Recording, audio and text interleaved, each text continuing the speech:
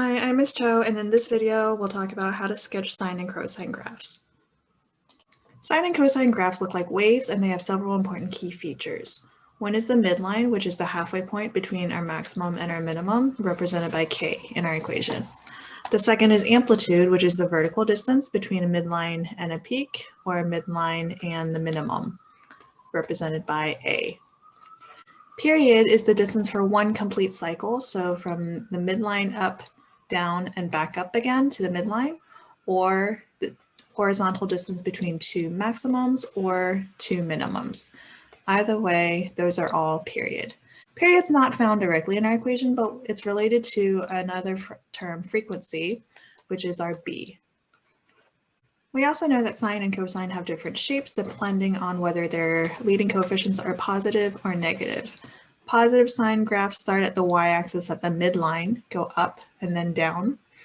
Negative sine graphs start at the midline, down and up. Positive cosine graphs start at their maximum at the y-intercept, down and up. And negative cosine graphs start at the minimum at the y-intercept, up and down. Once we know all these things, if we were given an equation, then we can use this information to sketch a graph. Let's take a look at an example. In this example, we're asked to sketch the graph of y is equal to -3 times cosine pi x plus 2. To do that, we're going to follow 5 steps. First, we're going to label all the key features of our equation. So we know our amplitude is 3. We know our frequency, our b, is pi. And our midline k is 2. From there, our second step is to solve for period. We know that period is going to be 2 pi divided by our frequency, which in this case is 2 pi divided by pi, or just 2. Once we have our period, we are going to draw and label our 2 as our whole cycle at the end and divide this into 4 equal parts. Halfway between them is going to be 1.5 and 1.5. And we're going to draw dotted vertical lines at each quarter to keep me organized. Once I have my period, I'm going to draw my midline. My midline again was 2, so I'm going to draw a straight horizontal line at 2. My fourth step is to use the amplitude to determine the maximum and minimum values. And since we said our amplitude was 3, my maximum is going to be 3 above my midline and 3 below my midline. That means 2 plus 3 is going to give me 5. And then 2 minus 3 is going to give me -1.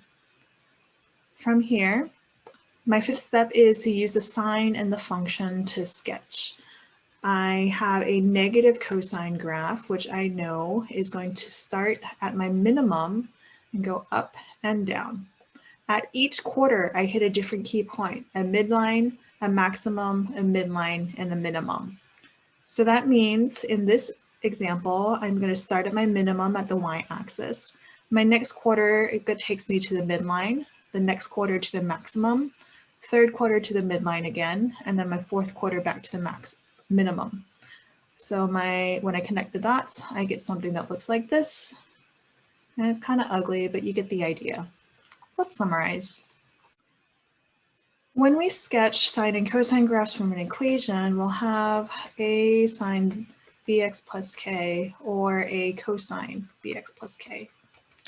And we need to identify all of our key components, our amplitude, our frequency, and our midline. Once we have all of that, we need to find our period by doing 2 pi divided by b.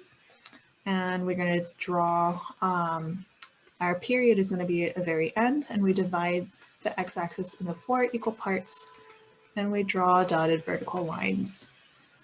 Once we have that, we draw a midline, wherever that might be, our k. We use our amplitude to determine how far above and below the midline we're going to go. That will give us our maximum and minimum values. And then we will use a template to determine what our general shape is going to be. We have sine and cosine graphs that can be positive or negative. Positive sine graphs start at the midline, go up and down. Positive cosines start at the maximum, go down and up.